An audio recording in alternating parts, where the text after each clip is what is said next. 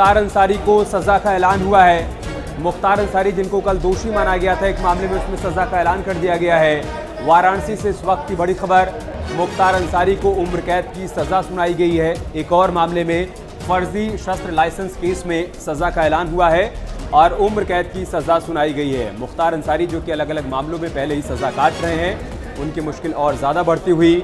फर्जी शस्त्र लाइसेंस के मामले में कल उनको दोषी पाया गया था और आज सजा का ऐलान किया गया है।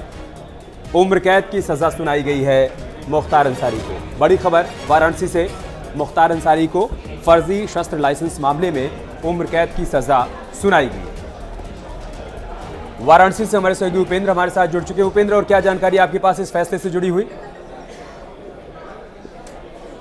देखिए, बिल्कुल मुख्तार अंसारी को इस पूरे मामले में उम्र कैद की सजा सुनाई गई है। जैसे ही उम्र कैद की सजा सुनाई गई है उसके बाद आप ये देखिए कि कचहरी में जो चूंकि पहले से ही सुरक्षा व्यवस्था लगाई गई थी, मुख्तार के वकील ने ये दलील दी कि उसकी उम्र 20 से 22 साल थी, तो ऐसे में उसके ऊपर ये मामला नहीं बनता है। लेकिन अब चूंकि अदालत ने इस पर कल ही उनको दोषी मान लिया था और अब मुख्तार अंसारी को इस पूरे मामले में उम्र कैद की सजा सुनाई गई है। इससे पहले अवधेश राय हत्याकांड में भी मुख्तार अंसारी को उम्र कैद की सजा सुनाई जा चुकी है और अभी मुख्तार अंसारी फिलहाल बांदा जेल में बंद है। तो अब एक दूसरा मामला है जिस मामले में मुख्तार अंसारी को सजा सुनाई गई है। और आप ये देखिए, हमारे साथ बात करने के लिए खुद नित्यानंद राय जी है। नित्यानंद, देखिए 420 में 7 वर्ष सजा, 50,000 जुर्माना अदा न करने पे 3 माह, 467/120 में आजीवन कारावास, 1 लाख रुपया जुर्माना और जुर्माना अदा न करने की दशा में 6 माह अतिरिक्त सजा भुगतनी होगी।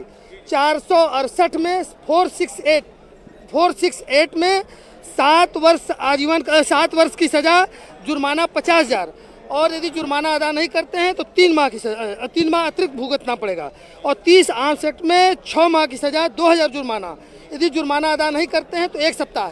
इस प्रकार मुख्य बात इसमें यह है कि 467/120 में आजीवन कारावास की सजा सुनाई गई है और कुल 2 लाख रुपया 2,02,000 रुपया जुर्माना आयत किया गया है। और जुर्माना न देने पे 3, 6, 3, 12 मतलब 1 साल 1 सप्ताह अतिरिक्त सजा भुगतनी पड़ेगी।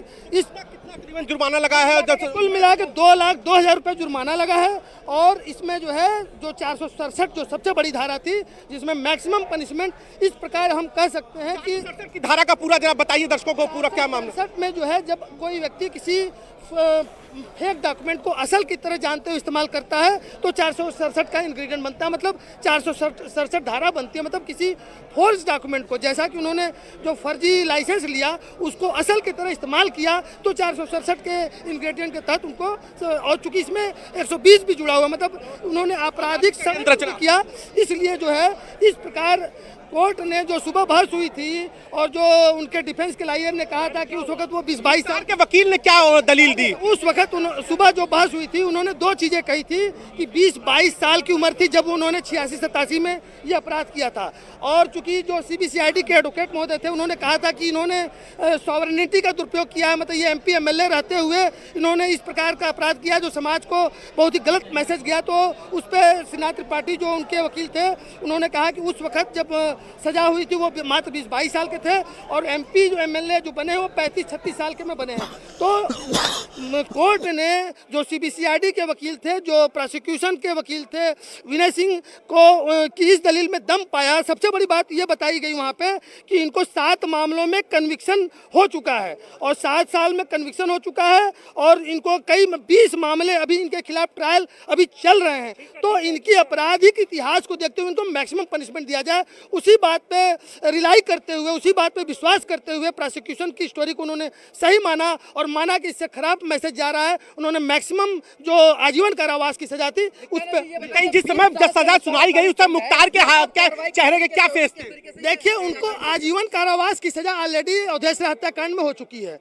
चूंकि ऑलरेडी एक पैटर्न में आजीवन कारावास है और इसमें भी है, तो निश्चित रूप से उनको ताजिंदगी कारावास भुगतनी पड़ेगी जब तक कि ऑनरेबल हाई कोर्ट या सुप्रीम कोर्ट से वो सजा पे रोक नहीं लगाई जाती है या वो उसमें एक्विटल नहीं होते हैं। हाई कोर्ट जाने की अब कितनी रेमेडी उनके पास अब बाकी है? हर एक्यूज्ड को इस देश में अपीलेट कोर्ट है, जैसे हम बार बार कहते हैं, और honourable high court, honourable supreme court का साहब के भी मैटर में आपने देखा होगा, जो कि सबसे बड़ा देश का मुलजिम माना जाता है, उसको भी high court, supreme court, appellate court में जाने का मौका मिला था। तो इनको भी अपील करने का राइट है, हाई कोर्ट जा सकते हैं, सुप्रीम कोर्ट अन्य मामलों में गए भी हैं, इसमें भी जाएंगे।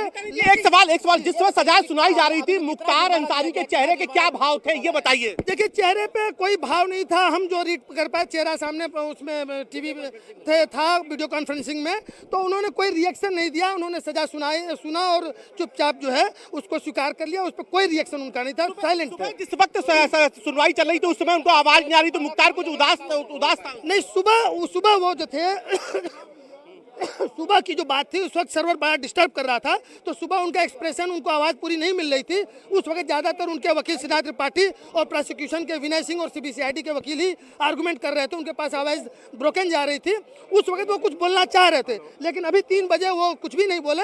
उनका लिंक मऊ से जुड़ा हुआ था और बाना और कहीं दूसरी जगह जुड़ा हुआ था। उस लिंक के जोड़ने में थोड़ा 3:10 पर प्रोनाउंस हुआ जजमेंट, इसलिए थोड़ा सा डिले हुआ, बस इतना हुआ। अभी 3 बजे उनके चेहरे पर हमने कोई एक्सप्रेशन खास मामले में उनको दोषमुक्त कर दिया गया है। भ्रष्टाचार मामले में उनको दोषमुक्त 7 मामलों में सजा हो चुकी है। भ्रष्टाचार वाले मामले में उनको दोषमुक्त, मतलब इस पे जो है तमाम कितना जुर्माना लगा? देखिए, फिर से हम बताते रहे हैं, 420/120 बी में 7 वर्ष की सजा, 50,000 रुपया जुर्माना, और जुर्माना एक बार बता रहे हैं, और 50,000 जुर्माना अदा न करने की सूरत में 3 माह की अतिरिक्त सजा भुगतनी होगी। इसी प्रकार 467/120 बी में आजीवन कारावास, 1 लाख जुर्माना, और यदि 1 लाख जुर्माना नहीं देते हैं तो 6 माह की अतिरिक्त सजा भुगतनी होगी। इसी प्रकार आईपीसी की धारा 468 के तहत 7 वर्ष की सजा, 50,000 जुर्माना, और जुर्माना न अदा करने पर 3 माह की अतिरिक्त सजा। और इसके बाद 30 आर्म्स एक्ट में 6 माह की सजा सुनाई गई है, और 2,000 जुर्माना अदा न करने पर 1 सप्ताह और जो है उनको सजा भुगतनी पड़ेगी। इस प्रकार मुख्य बात यह है कि 467 में इनको आजीवन कारावास की सजा हुई है, और 50,150,2 मतलब 2,02,000 रुपया इनको जुर्माना अदा करना है। जुर्माना नहीं अदा करते हैं तो 3, 6, 3, 9, 12 मतलब 1 साल 1 सप्ताह इनको अतिरिक्त सजा भुगतनी पड़ेगी। ये कोर्ट का 3 बजे का,